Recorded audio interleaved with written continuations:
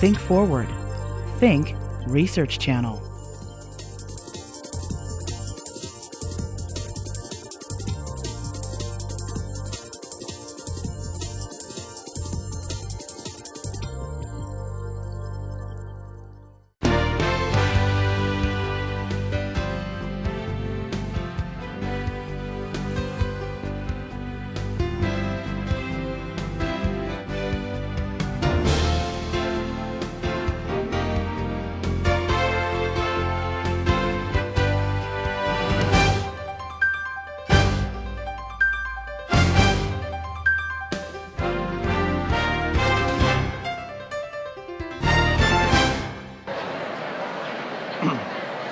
Howdy, eggs! I want to welcome you to the inaugural lecture for the first-year program in chemistry. This series is intended to bridge the curriculum that you're getting in class and the real world. The intent is for us to prove that general chemistry is not only interesting, right, but also very important. Before I introduce the speaker, I need to thank a number of people. First, the staff at Rudder Theater and the folks from KMU, our local PBS station, who are here tonight to record this lecture. The lecture itself is supported by the College of Science and the Department of Chemistry, as well as the Center for Teaching Excellence here at Texas A&M University. Special thanks go to Thompson Learning, who have underwritten this first lecture. Our speaker today is a professor of radiology from UT Southwestern Medical Center in Dallas. One of the gems. Okay, so as a policy, you know, we gave UT one species, the species that can complain and sue, and we recognize as one of the premier veterinary schools in the country that we're responsible for all the others, right? All right. So Dr. Mason, who comes to us from UT Southwestern, took his PhD in chemistry in 1986 from a school called Cambridge. He joined Southwestern later that year. He's now a Texan, and we're really glad to have him. He's a recognized world leader in diagnostic medical imaging.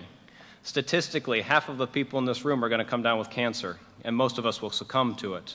It's folks like Dr. Mason who are doing the research and clinical aspects that should prolong all of our lifetimes. He is a recognized leader in diagnostic imaging. He's a member of the Royal Society, the American Association for Cancer Research, the International Society of Magnetic Resonance Imaging in Medicine, and the Radiation Research Society. In 2004, he was honored as a chartered scientist as a member of the Royal Society in Chemistry and the European Union. We're glad to have him. Dr. Mason, would you please come forward and give us your lecture entitled Diagnosis and Treatment of Cancer with General Chemistry, Innovations, or a Role for Innovations in Imaging. Thank you.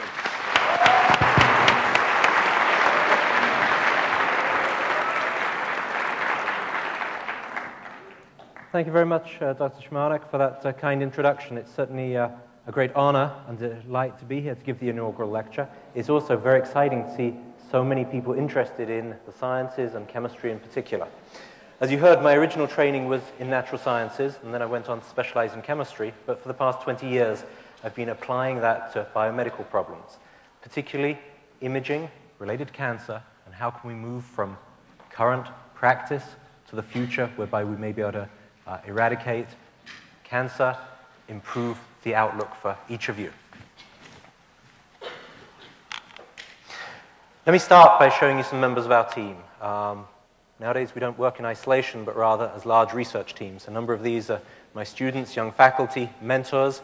This was at a molecular medicine meeting in Houston last year. But the question is, if you look at these individuals, how could you tell if any of them had cancer, any of them had a tumor? Fortunately, due to innovations over the past several years, there are clinical modalities to look inside the body. The most popular, the most applicable and least invasive is magnetic resonance imaging. This is a clinical instrument, operates at 1.5 Tesla. So the magnetic field inside there is about 1,000 times what you have in the Earth's magnetic field. Magnetic resonance, it's relatively new. Just 50 years ago, the Nobel Prize was awarded for the discoveries in physics. Following that, it was really adopted by chemistry. It was ideal for doing structural elucidation. But most recently, it's been embraced by the biomedical community and radiologists because it can look inside the body. Now, as I mentioned, Our initial instrument, this one, is a 1.5 Tesla, but we've just ordered our institution new instruments that will have twice and essentially 5 times the magnetic field. This gives better resolution in terms of space and much better indication of the chemistry that's going on inside the body. What does MRI do? One of the things I wanted to introduce was initially a simplistic concept. What does chemistry mean to you? We're all surrounded by chemicals. I'll later go on to show the synthesis of some molecules that can provide potentially specific diagnoses and really help us understand the way a tumor develops. But remember that water is a chemical. We're all full of water, and essentially we have about 90% or coming on for 100 molar protons in the body. Therefore, there's a lot of potential for getting signal. Using proton MRI, we can interrogate the nucleus of those protons inside the water, and by exploiting so-called relaxation parameters, T1 and T2, and other functions such as the diffusion of water molecules or flow in the blood, we can create pictures like this. This is looking inside the brain, totally non-invasive. It's so common in clinical practice now that I downloaded this from Wikipedia. We can readily achieve resolutions of sub-millimeter, perhaps 250 micron or better, perhaps 2 millimeter thick slices. But this would be normal anatomy. What might a tumor look like? This was a patient who unfortunately had a recurrent astrocytoma. A very poor prognosis, will probably be dead in 6 months. But if you look at this MRI, well, you can see multiple slices, each 2 or perhaps 5 millimeters thick through the brain. We can see some anatomy, we can see some white and gray matter, and we can see some ventricles here of the brain, and we can see distortion. But the tumor isn't obvious, and so what can we do to enhance that? And that's where chemists can immediately move in, not just examining the water, but perhaps introducing a molecular imaging, a contrast agent, to help the tumor show up. If we look at the second row, it's the same patient after administration of contrast agent. Now here we have something called gadolinium DTPA. It's essentially a lanthanide, a gadolinium ion, and the beauty of this is it's paramagnetic. So magnetic resonance is all about detecting the influence of magnets on molecules. And this alters the relaxation properties of any water molecules that are close to it. Now, of course, gadolinium is quite toxic, and so you have to have a ligand around it, which holds it both kinetically and thermodynamically in place so it can't poison the patient. However, a number of these molecules are now available and are in routine clinical practice. What's critical, though, is there's at least one location where water molecules can approach the gadolinium and cause relaxation. Therefore, wherever this molecule goes, you will see contrast. In this cartoon here, what you see is a blood vessel. In the normal brain, blood vessels have a very tight walls. Nothing leaks out of them. But in the presence of tumors, you'll often find these so-called fenestrations where small molecules like this can leak out. And now if we look here, we can see the white signal, the bright contrast, clearly indicating the extent of the tumor. This can then critically help the oncologist, the radiation oncologist, target therapy to try and help this patient. What else can we ask about a patient? Water is endogenous. The contrast agents require infusion. But remember, your body, your cells are made up of many other molecules. And some of these can also be used in diagnosis and prognosis. This is, again, advanced brain tumor. And one of the things we find is we can do NMR spectroscopy. So this isn't the water now. These are the small molecules at millimolar concentrations that exist within the cells. And these are a number of spectra obtained from different locations through the brain. One of the things about MRI is it can be intrinsically three-dimensional. And so here you see different orientations. This is the brain at one angle. We can cut a slice through where it's yellow and see the other angle. Looking at the spectra here, each of these molecules has a unique chemical shift. The signal along here shows, for instance, at about 3.5 ppm, there's a signal due to choline. Choline is involved in cell membranes and cell development. Tumors that are growing and very aggressive tend to have an elevated choline signal. Likewise, because tumors are growing very rapidly, they tend to lack a good blood supply. So instead of having oxidative phosphorylation, they'll often have a glycolytic metabolism with a buildup of lactate. We can identify lactate at about 1.3 ppm, and then two other signals here, creatine and N-acetyl-aspartate. Healthy brain tissue normally has lots of creatine and NAA, and in fact, if we look at these spectra at the back here, we see those signals. Tumors will often have a good deal of lactate and choline. And so now, simply interrogating other molecules that are already within the brain and the tumor, we can get an enhanced diagnosis. And the reason that this is so critical is, how do we know just from these signals that this is a tumor? It turns out, following radiation or following resection of a brain tumor, you will often get necrosis. You'll often get scar tissue, perhaps radiation necrosis. And 6 months after a patient has had the primary surgery, you want to know, is an aggressive tumor coming back that needs further chemotherapy, or do they simply have scar tissue and they will go on to lead a reasonable life? And so this kind of procedure, where here we can see lactate and choline coincide with the regions where creatine and N-acetyl aspartate are missing. So we can interrogate certain molecules, but obviously there are many molecules if you go to biochemistry within the body. How many of them can we detect? And the problem is that we have that 110 molar protons. Therefore, we have to suppress the water, or we can interrogate the water. And obviously, I showed you the gadolinium DTPA, which was used to detect that first brain tumor. And one of the things you'll find is wherever there's a good idea, many manufacturers will jump on the bandwagon, and so there are multiple of small gadolinium-based paramagnetic contrast agents. Essentially, they all operate in the same way. There's very little difference between them, but it means multiple manufacturers have a share of the market. What you'll notice in every case is gadolinium tied by this ligand with excess of water. So that's the brain. Much of our research is actually devoted to prostate cancer, and particularly more recently to breast cancer, and that's where we've made the greatest progress in terms of translating our preclinical, chemical, and animal studies, which I'll tell you about later, to the clinic. But for breast cancer, there's actually a good deal of hope, and we'll see, obviously, the common press is interested in this. One of the things we find is a primary issue is detection. Many women will unfortunately develop breast cancer, and it appears that the sooner it's detected, the better the chance of cure, essentially a lumpectomy and removal.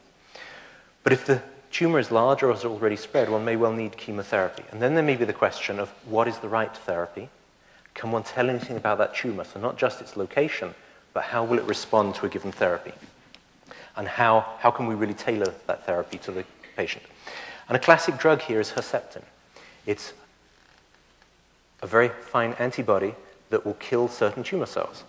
Unfortunately, only about 30% of tumors or patients express that receptor. So if you give this drug to the other 60% of women, it will have absolutely no effect. But if you can identify those who will benefit, this is very effective at eradicating cancer. What can we do for the other 60 or 70% of patients?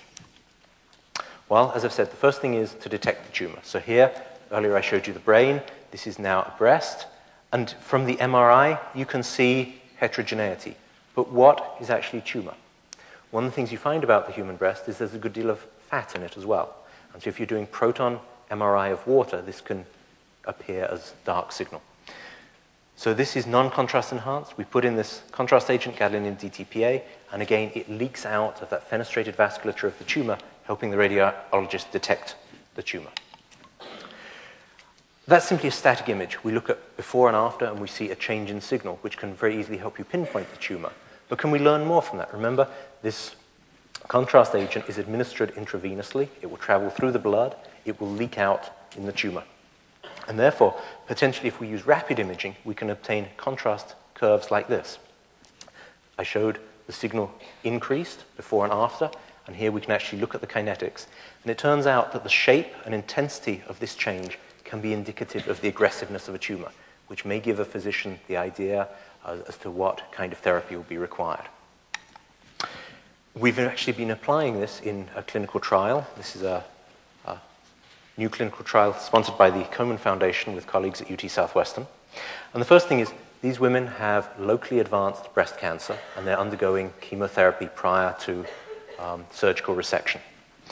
They're receiving cyclophosphamide and adriamycin. This is standard state-of-the-art therapy.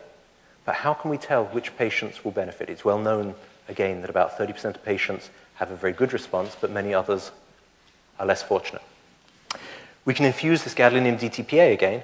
We look at these contrast curves, and here's one patient with a tumor that lights up very nicely before therapy, and after chemotherapy, after 4 cycles of chemotherapy, this tumor has totally gone.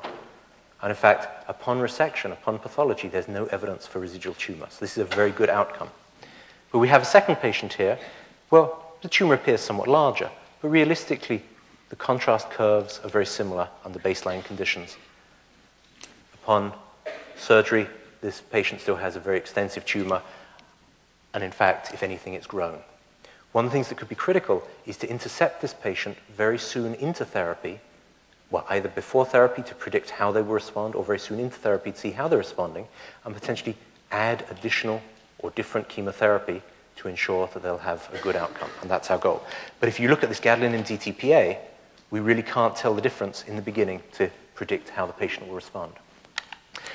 But recently, we've been applying another challenge. And again here, we're simply turning to nature as opposed to the chemistry laboratory, and we're using oxygen as our contrast agent. Your blood cells are full of hemoglobin, somewhat complex tetramer.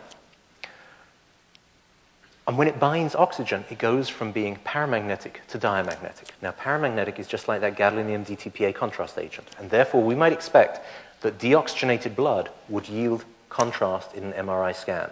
Therefore, if a patient goes from breathing air to oxygen, we may see changes in the signal in their tissues or tumors. And what's quite remarkable here is we look at, this is the same patient I showed you earlier with the gadolinium DTPA. So again, the tumor has gone away, but pre-chemotherapy, in this case, this patient, upon breathing air, had a 20% change in the signal in their tumor. So a very remarkable change, and this is simply from the patient breathing oxygen. The second patient had essentially a very small change, only about 3%. What was critical is, and we've now seen this in 3 out of our 10 patients, the 3 who have the big oxygen response also have a good therapeutic response. We currently have the funding to look at another 10 patients, and hopefully the further data will bear it out and we'll go on for a large clinical trial.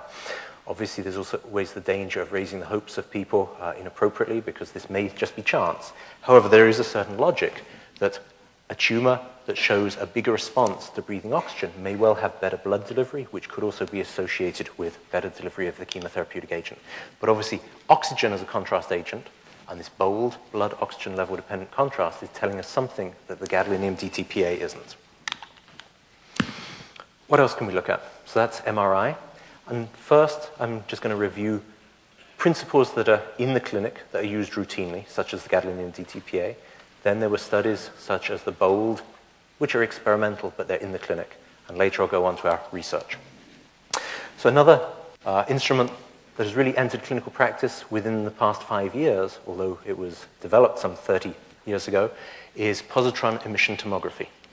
The size of the instrument is very similar, and from the outside you really can't tell the difference, but this looks at radioactivity. It detects gamma rays following positron decay. And the basis here for the clinical practice currently is that we use glucose. And as I was saying, tumors often lack oxygen and are highly glycolytic. They very avidly suck up and absorb any glucose from the blood. Therefore, if you give extra glucose, you may expect it to end up in the tumor.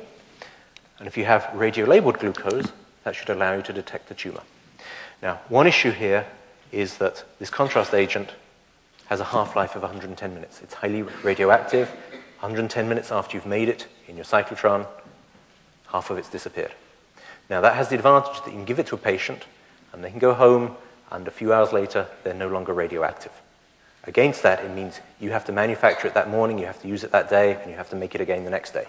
So we have a facility in Dallas, just close to UT Southwestern, that supplies a large part of Texas. There's another one in Houston. They use FedEx a lot to deliver this each morning to the clinics. Just like glucose, it's taken up into the cells, it's phosphorylated, but now, because it's fluorodeoxy, it's no longer susceptible to enzyme activity, so it's trapped within cells. And the beauty of this, and if we're lucky, we'll be able to get this to rotate. Could you just click on it, and it may rotate? The bottom line here, though, is that all these dark spots indicate uptake of fluorodeoxyglucose. The brain was active, so the patient was thinking. You also often see a good deal of uptake in muscle. So in fact, you administer this to a patient, and normally you do the PET exam about an hour later after it's had the chance to be taken up into tumors. And so often you'll see a good deal of uptake in the heart, perhaps the liver. And if they're not immobile, you'll often see a good deal of uptake in muscle as well. Also clearance in the bladder. But you see all sorts of other hotspots. And what this tells you is that this lung cancer patient has a very extensive metastasis. there would be no point in the surgeon resecting the primary lung tumor because the patient would die of the other tumors.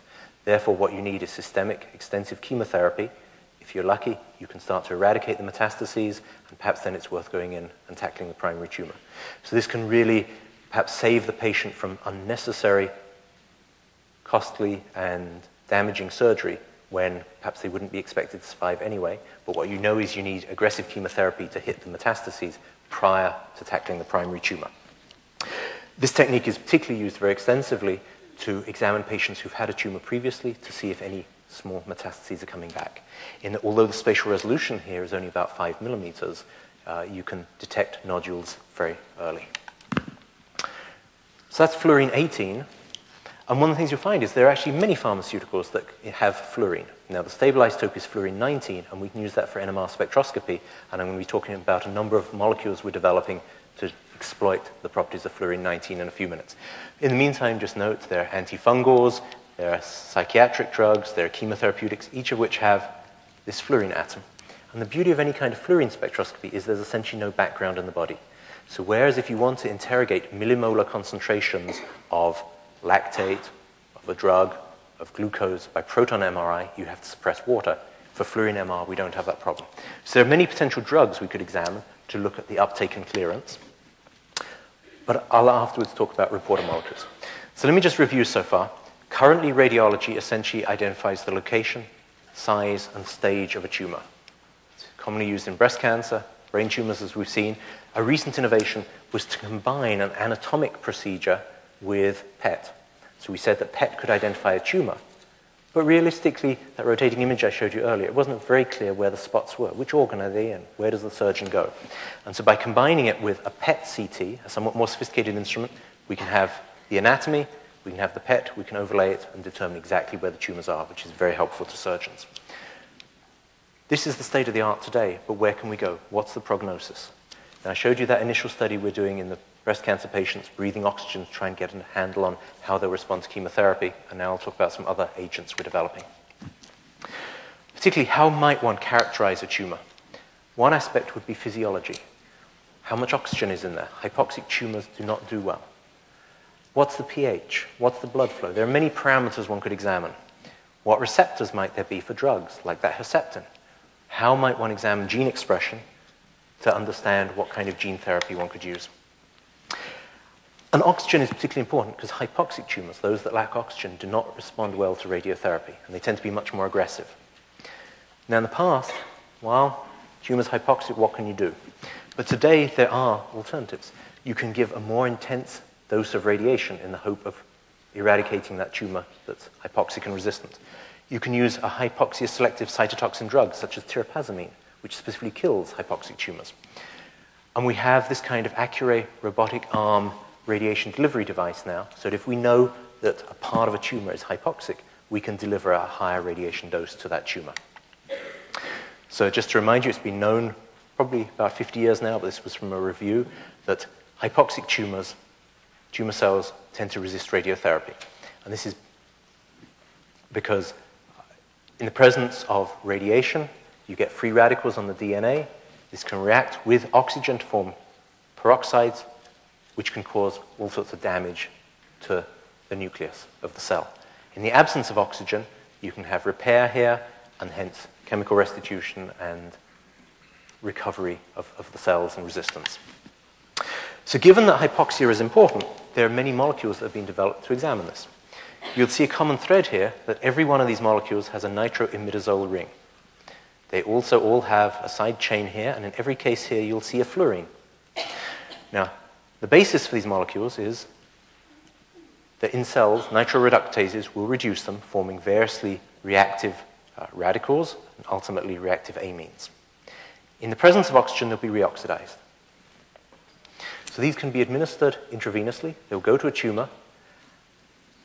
They'll be subjected to these nitroreductases, but in the presence of oxygen, they'll clear out again. They'll wash out and they won't accumulate. But in the absence of oxygen, they'll accumulate. If we then put fluorine 18 here, just like the fluorodeoxyglucose, we can detect it by positron emission tomography or potentially by NMR. Also notice here we have a single fluorine. Here we have 3 fluorines. Here we have 6 fluorines. By the symmetry, by the nature of the structure, here we would expect to have 6 times more signal. Therefore, for the same amount of interrogating reporter molecule, we should get a much better signal. However, those molecules are required at millimolar concentrations. They tend to be quite toxic, and they're very difficult to detect. And so we've actually chosen another approach, which is based not so much on the biochemistry and the molecular damage to the DNA, but rather on directly detecting oxygen based on physical principles. So oxygen dissolves in perfluorocarbons. This is a prototype molecule, hexafluorobenzene, which we like to use. It has 6-fold symmetry, so it gives a single NMR resonance. We can inject as little as 50 microliters, which is really less than a drop, into a tumor and make multiple measurements as to the absolute oxygen. Not just some idea of hypoxia, but actually measure the PO2. We're fortunate there's this relationship, a linear relationship between the spin lattice relaxation rate and the PO2, and it has a single signal. If you want to know more about how this works, you can turn to Henry's law and the various other ideal gas and liquid laws in your textbook. In the meantime, though, we have a reporter molecule. Somehow we have to get it into the tissue. We have a very mobile liquid. We can use a thin syringe. Here we see a penny. It's a 32-gauge syringe. We can deposit it into various parts of a tumor. We can do proton MRI to show there's a tumor. We can do fluorine MRI to see what we're looking at. And then we can do oximetry with some clever spin physics. And I don't know if it should be called spin physics or spin physical chemistry, by which we can get the amplitude of the signal, and by varying a specific delay time here, we can get a relaxation curve, which directly gives us oxygen tension. So now, at somewhere like 50 to 150 individual locations with a tumor, we can simultaneously measure how much oxygen there is. There are clinical trials going on right now where this is done with needle electrodes. You take the needle, you stick it into the tumor, you make a measurement. You move it forward, you make a measurement. You move it forward, you make a measurement. 150 locations, and it correlates with clinical outcome, particularly for tumors of the head and neck, and in some cases of the cervix. But all you can do is make one measurement, and it's highly invasive. Here, the beauty of it is, we can deliver the reporter molecule, and we can make multiple measurements. And we're making all these measurements simultaneously. So in this case, we had a tumor implanted on a rat. The work I'm talking about now is preclinical. These are investigations that we hope to translate to the clinic eventually. And we can make multiple measurements simultaneously. And we see that within this tumor, some parts are essentially hypoxic, essentially no oxygen. Some parts have somewhat more oxygen. We can then allow the animal to go from breathing air to oxygen. And intriguingly, those areas that started better oxygenated go up, and the others don't respond. We can switch to an alternate gas, so-called carbogen, which has 5% carbon dioxide, which is thought to be vasoactive and modulate blood pressure, and we see essentially the same effect. So what we know is, if we irradiated this tumor, there might be better response here, but much of the tumor would have no response to breathing the elevated gas. However, we take a different kind of tumor, a so-called HI tumor. It grows more slowly, has better vascular development. And now, if we go from breathing air to oxygen, we see that although under baseline conditions, essentially the whole tumor is rather hypoxic, with oxygen, essentially the whole thing is oxygenated. So we've got oxygen throughout this tumor, and we can make that measurement. And when we irradiate these tumors, this would be a control tumor that doubles in size after 20 days. If it's irradiated while breathing air, you can see some growth delay. If it's irradiated while breathing oxygen, you can see a much greater growth delay. Essentially, these animals lived 4 times as long with their tumor because the radiotherapy was far more effective. One of the things you need to remember is that most tumors in patients grow much more slowly than in animal models. Part of this is the nature of the models we have, and part of it is the impatience, the investigators who want to see a rapid result. But our suggestion is that if a patient had a tumor like this, by identifying that we can modulate the oxygenation, it would be worth that patient breathing oxygen during radiotherapy because we'd expect a much better clinical outcome. And what we can see is that in this kind of tumor, initially, something like 60 or 70% of it is rather hypoxic, and we can wipe that out. And so our goal is to move this in the near term from animal investigations to the clinic. However, that is fluorine MRI. And I was just mentioning that currently we have a 1.5 Tesla clinical system, and we will get 3 and 7 Tesla. Currently, we cannot do fluorine MRI in the clinic. With the new systems, we should be able to. But we were impatient in terms of moving this to the clinic, so rather than waiting for the new MR system, waiting on the physicists and the engineers, we turned to our chemistry catalogs. And we said, what is it about hexafluorobenzene that allows us to interrogate oxygen? And there were a number of characteristics: the symmetry, the lipophilicity, the mobility, and the inertness. And it occurred to us that hexamethyl disiloxane has many similar characteristics. You'll see it's an entirely symmetrical molecule. It has one kind of proton. And because it's a methylsilane, the chemical shift is maximally removed from the water and fat signals. Therefore, we actually have a chance of detecting it in the presence of water. And we know we can do proton MRI. We know we can detect small signals, such as that choline and creatine and lactate we saw earlier. So perhaps we should be able to detect this by applying appropriate pulse sequences to eliminate fat, eliminate water. And again, what's important is we find that the spin lattice relaxation time is directly proportional to the oxygen tension. And here in a phantom, you can see that we have water in this cylinder, fat in that cylinder, and hexamethyl disiloxane here. By applying our spin physics tricks, we can see just the signal we're interested in. And here we're looking at it in the thigh of a rat as the initial model. Here we can detect where we've put our reporter molecule. Here you can see without water suppression, we have water, fat, and hexamethyl disiloxane. We apply the spin physics, just our molecule. We can interrogate the spin lattice relaxation time. We can determine the PO2, and we can look at changes in going from air to oxygen to air. This is something we just discovered in the past year, and so now we actually have our own competing technologies, and we'll see which one moves forward fastest. What is most critical, though, is hexamethyl disiloxane has an extensive literature showing that it's non-toxic, and therefore we should be able to apply this to developing studies. But of course, we have to inject this into a tumor, and it's never a pleasant sight, but when we're working on cancer, we need to remember that we're dealing ultimately with patients' lives. And so this is a patient who has a head and neck mass. It's ideally accessible for radiotherapy, and it's ideally accessible for putting in these kind of reporter molecules with a small needle so we can make measurements. This might be less appropriate in a brain tumor. So, okay, we're developing some methods, at least in animals right now, and ultimately they may be developed for the clinic, to look at oxygen tension. But what can we look at next? And next I'd like to turn to receptor expression. Because it turns out that there's a molecule, phosphatidylserine, which exists in the lipid membrane bilayer of all cells. And normally there are enzymes, scramblases and flipases, that ensure that this lipid all faces onto the inside of a cell. But under stress conditions, those enzymes fail. And some of it is exposed on the outside of the cells. And not just on the outside of the cells, but in fact on the outside of the endothelial cells lining the blood vessels. Therefore, we may be able to detect this molecule in the body. And in fact, here we have antibodies designed to detect phosphatidylserine, and you can see in the histological slice the extent of it, anti-CD31, which detects blood vessels, and you can see they're essentially coincident. And the beauty of this target, then, for tackling tumors, is it's directly accessible to the blood. Because whenever you have a drug, how will you get it to a tumor? If it's inside the blood vessels, you've got direct access. And just going back to the chemistry, this molecule already goes by a number of acronyms that we use. When my colleague Phil Thorpe first discovered it, it was called 3G4. Then he humanized it, so it became chimeric 3G4, or has a USAN name of vatuximab, and they're hoping to develop a trademark of Tarvacin, and this is entering clinical trials. You can also see, if you go to SciScholar, Chemical Abstracts, the simple target, phosphatidylserine, comes by many names, which you can read and indulge if you like. So we have an antibody, but what can we do with it? We know, I showed you a histological slice, it can target a blood vessel in a tumor.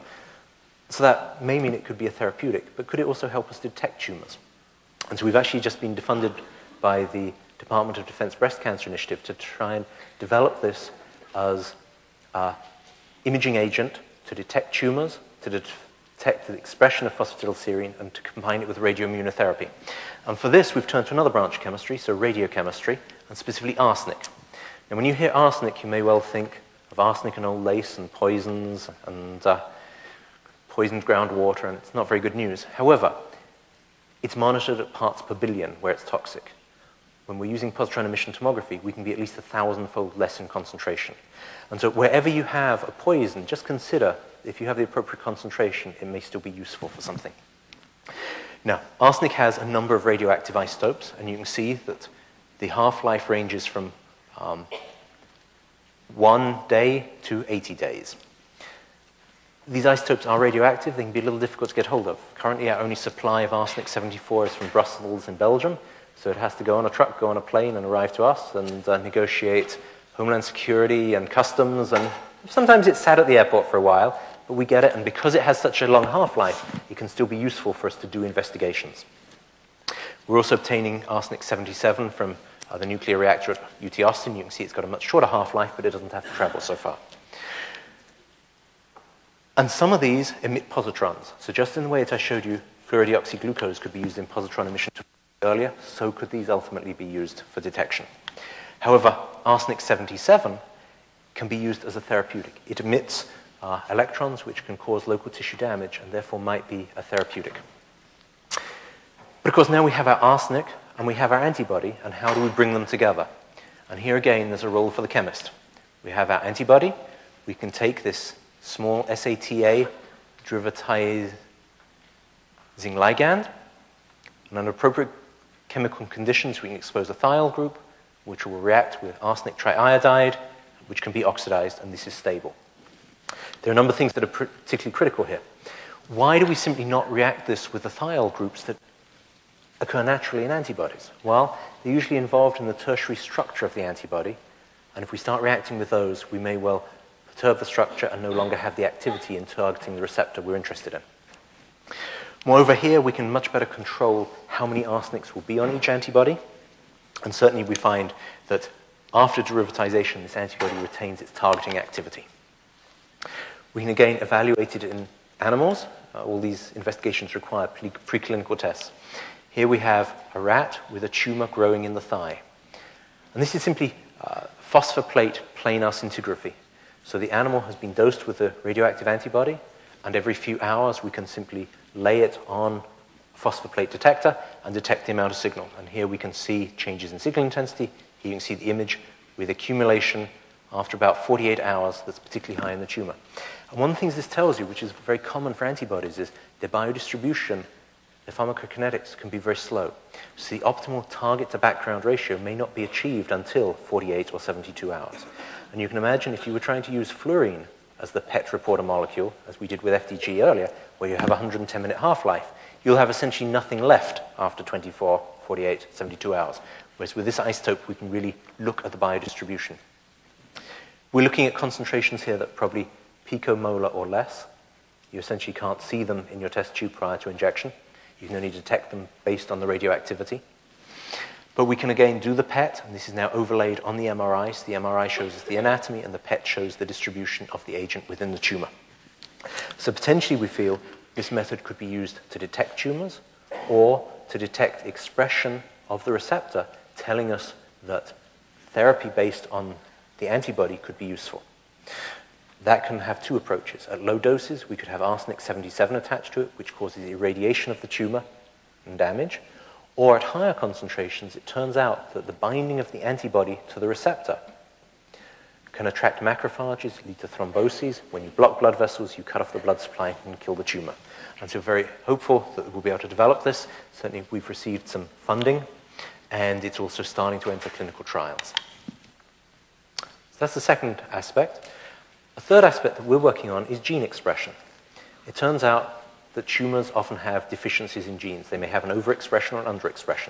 We may want to use gene therapy to modify their behavior. Or in another case, there are a number of drugs, for instance, 5-fluorouracil, which I showed earlier, that are incredibly toxic. If you give them at the wrong dose, your patient may die.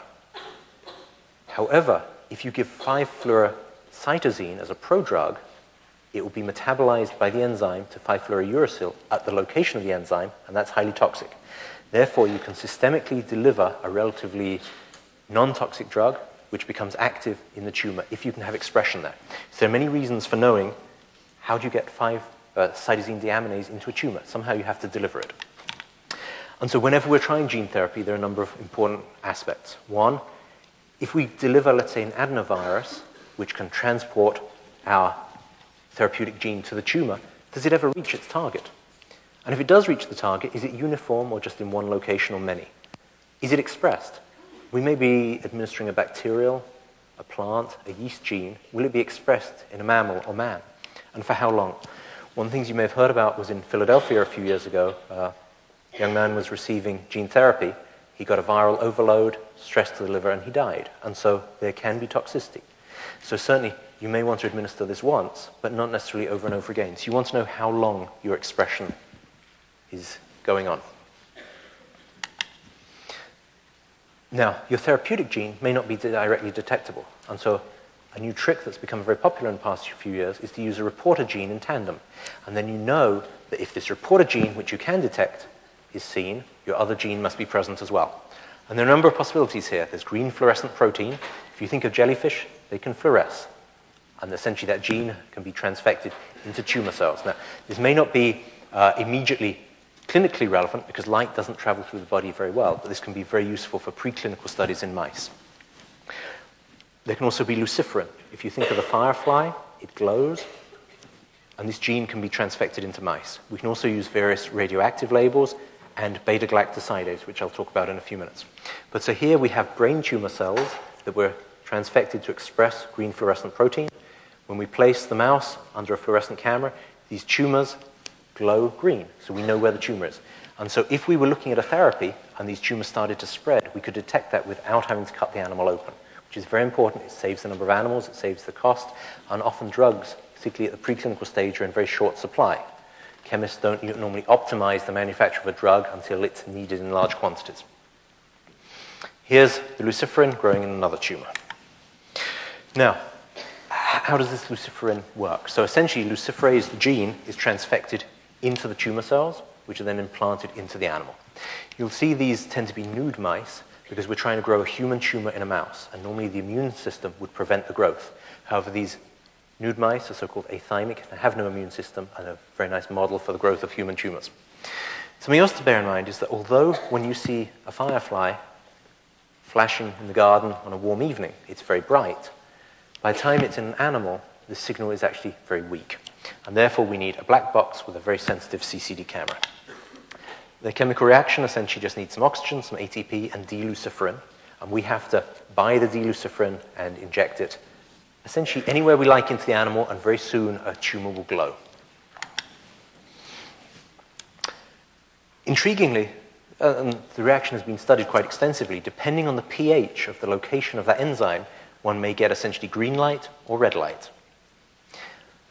And we're essentially using the luciferase gene, but there may be reasons to use other genes as well, for instance from jellyfish, using things like cilantrazine. So there can be various molecules, some of which are much more complicated than others. And whereas the bug synthesizes this very efficiently, it's actually quite complicated to synthesize in the lab, and it's not cheap. But let me show you an application. So here we're testing a chemotherapeutic. A very popular clinical chemotherapy is based on cisplatin. But how effective is it? And might one need to combine it with other drugs? And so here you can see we've implanted tumor cells that express luciferase into an animal, and under normal conditions, the tumor will simply grow and the light gets brighter and brighter. If we give cisplatin as the chemotherapy, you see the tumor goes away. Therefore, we can non-invasively in a single animal evaluate the efficacy of this drug. And we're looking at many drug combinations, because one of the problems is, although this tumor has gone away here, it may come back again. In fact, if we look at this animal a week later, light comes back again. And that's when we start administering secondary drugs. But again, the whole thing is non-invasive. We've actually been using this luciferin approach to tackle another drug. This is an experimental drug in phase 2 clinical trials, cumbretastatin, made by Oxygene. It was extracted from the African bush willow, and it's a vascular targeting agent. Where it finds immature blood vessels, it binds to tubulin and causes vascular collapse, again starving the tumor of oxygen and nutrients, and should be very effective as a therapeutic. And so here we have a tumor growing in a mouse. We inject luciferin, and we see the signal go up, because obviously the drug, our reporter molecule, has to go through the body, through the blood, to the tumor, generate the light, and progressively it's consumed, and so the light comes down again. If we inject saline, so sodium chloride solution, afterwards, and 2 hours later repeat this, we see essentially the same pattern. However, in this animal, we first looked at the control, we then injected cumbretastatin, and 2 hours later you see there's much less light. In fact, if we compare it, we see that the intensity of the light has gone down some 70%, and the time to peak has gone up by many minutes. And so this now is another way of looking at the activity of a drug. We know we've shut down the blood supply. You may ask why we need so many techniques. Well, one is that an MRI system can easily be $1 million. You can buy a system like this from Xenogen for about $250,000, or you can build it for yourself for a few $1,000s, which is what we've done. But that was non-invasive. How do we know that what we think has happened in that tissue has really happened? And again, here's another opportunity to explore chemistry.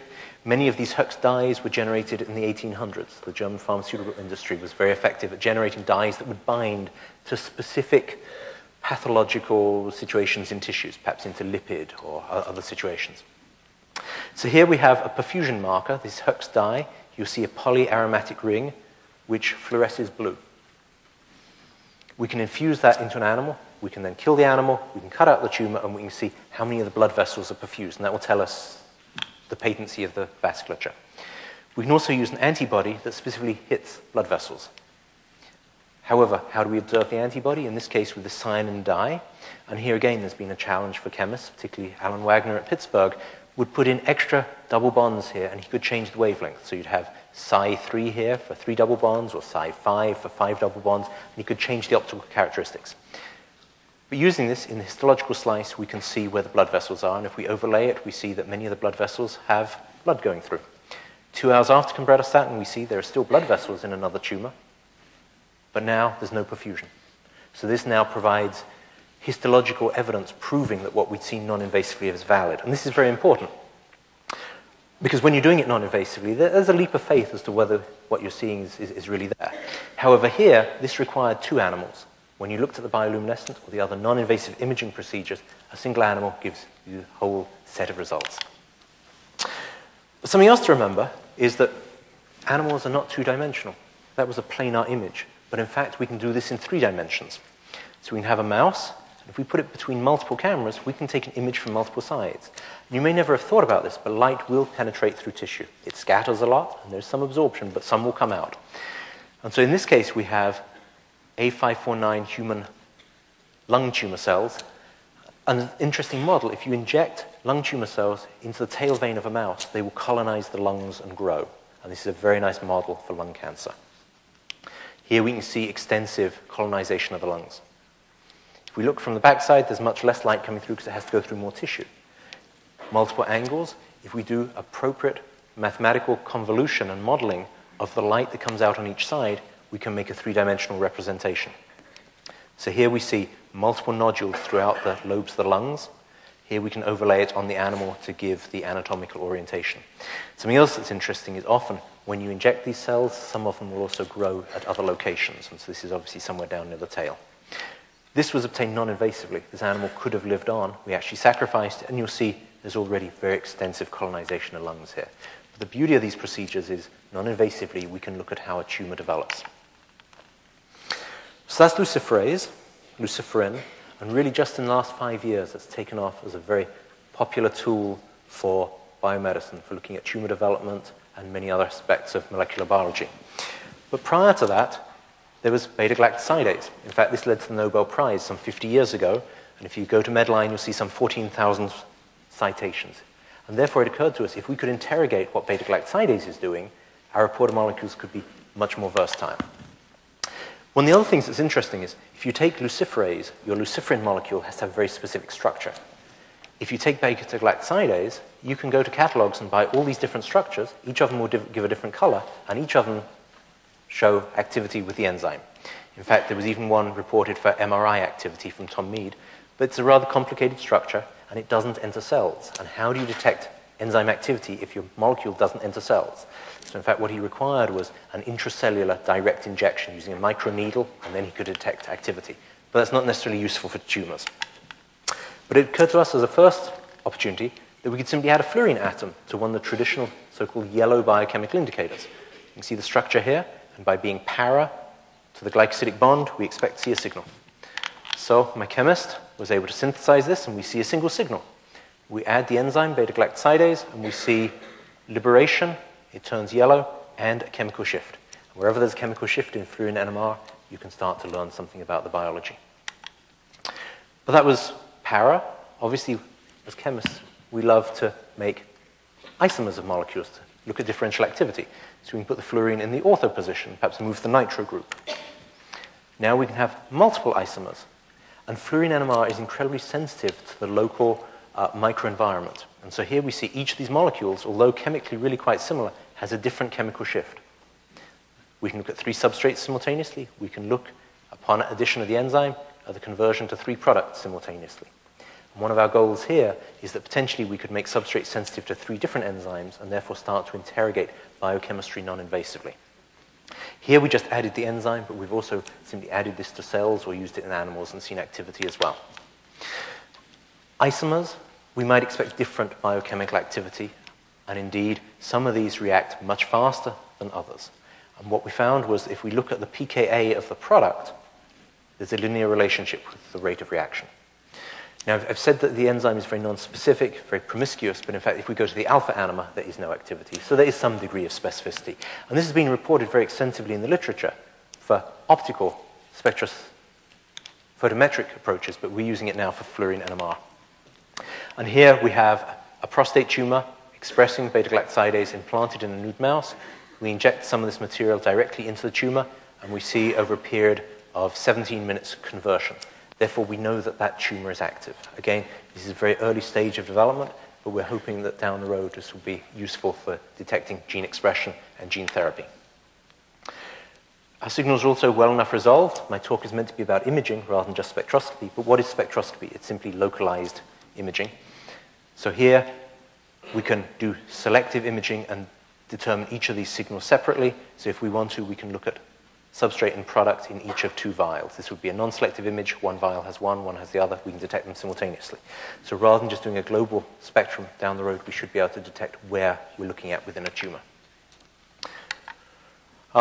Again, one of the things I mentioned, and people in Las Vegas appreciate this, every spin wins. And NMR is all about spin physics, how many nuclei you have. And I think you noticed earlier on those hypoxia molecules, we went from 1 to 3 to 6 fluorines. Likewise here for our reporter molecules, we may want to go from a fluorine atom to a trifluoromethyl group. And here we can see we add a trifluoromethyl group onto a very similar substrate, get a chemical shift, we get a conversion. But the beautiful thing here is we needed 3 times less reporter molecule. We can also add all sorts of other reporter molecules on there. But what's next? As I mentioned, there's a problem with fluorine NMR that is not necessarily clinically available. And so wherever we have a fluorine investigation, we try and create a proton analog. In the last few slides, I'll just show you our capability here. So it turns out if you go to the Aldrich chemical catalog, you can buy something called sGal. Again, we have a glycosidic bond here, presence of beta-galactosidase, it releases this tricyclic structure. In the presence of ferric ions, this forms a black precipitate. And it occurred to us that where you have ferric ions and a precipitate, you may well have paramagnetism. So here we have an optical result. These are breast cancer tumor cells in gel. In the presence of beta-galactosidase, sGal, and ferric ammonium citrate, it turns black. If we do the NMR experiment, we see signal loss. That's in the test tube. Here we go to an animal. And it's somewhat subtle in this initial experiment, but if we do subtraction images of an image at 35 minutes versus 5 minutes, we see loss of signal around the periphery of the tumor, which becomes more intense with time, because obviously the enzyme reaction takes time. And if we do the histology, we find the signal around the periphery, but none in the center, because the tumor was necrotic. Perhaps more convincing is this experiment, where here we did an intratumoral injection. This mouse had 2 tumors, a wild-type tumor that doesn't express beta-galactosidase, and one that does. We inject our ferric ammonium citrate and sGal into both tumors, and here we see essentially no change, and here we see signal loss, telling us that tumor is expressing beta-galactosidase, the transgene, and therefore this would help us evaluate gene therapy. And obviously we have the biochemical correlates as well. So, biologists love to have acronyms. NMR spectroscopists love to have acronyms as well. So for here, we've come up with MAGIC, or magnetic resonance assays of gene imaging constructs, and we have the 2 approaches. The fluorine approach, simple, sensitive, multiple reporters and multiple parameters, potentially. The proton allows us to do the imaging and see heterogeneity, and we were rather pleased to make the front page of Current Medicinal Chemistry. But one of the things I'd like to emphasize, I've tried to give an overview here of chemistry and how it relates to oncology and cancer imaging and how it may be used to enhance and ultimately cure patients. We can look at water molecules. We can look at endogenous metabolites. We can look at drugs. We can look at physiological parameters simply by choosing or tailoring the particular reporter molecule. But one of the things I think has been really important is, although I trained as a chemist, I don't work with a whole lot of chemists. I have one chemist in my team. I have a molecular biologist. I have a physicist. There are computer engineers. There are data analysts. And just as you see at the Bush Library, walls can be broken down. And I think it's really important that although we may be studying chemistry, we interact with people from multiple disciplines so that we can have animal models. This is a human brain tumor. This is an animal brain tumor, spontaneous. It wasn't implanted. The animal just develops it. So we can have imaginative new molecules so that we can take a gene from a firefly and use it for chemistry. There's a whole periodic table out there. There are many things you can look at and consider. As I mentioned, I have quite a sizable team. 5 years ago, I had one postdoc. Now we have 12 investigators in my team. You'll see their names here, particularly Darwin Zhao, a very skilled physician-scientist, Zhanxin Yu, a chemist, Vikram Kodibagkar, a physicist, Li Lu, a molecular biologist. We collaborate with investigators in radiation oncology. And that was just for my immediate lab. When I go to the radiochemical experiments, we're interacting with many other institutions. You can see a number of investigators and institutions here. And so finally, it just leaves me to thank the many sponsors of our research. Not only do we need individuals, but somehow we need funds, particularly the Department of Defense, but also the NCI and American Cancer Society. And finally, with that, I thank you for your attention. I've certainly been excited to see so many of you here. Thank you.